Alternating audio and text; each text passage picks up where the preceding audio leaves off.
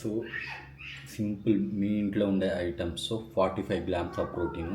మనం ఏమి బడ్జెట్ ఏమి తీసుకోబడలేదు, అండ్ బయటకు వెళ్ళి ప్రోటీన్ పౌడర్స్ అవి కూడా అవసరం లేదు. వేరీస్ తీసుకునే దాల్ 50 గ్రామ్స్ దాల్ తీసుకున్నాను నేను. అరౌండ్ 11 గ్రామ్స్ ఆఫ్ ప్రోటీన్ వస్తుంది. So curd 200 grams 7 grams, and soya chunks ఏమో 30 గ్రామ్స్.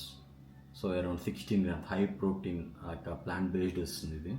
అండ్ ఇది vegetables 250 grams, around 4 to 6 grams of protein ఉంటుంది. And rice 180 grams.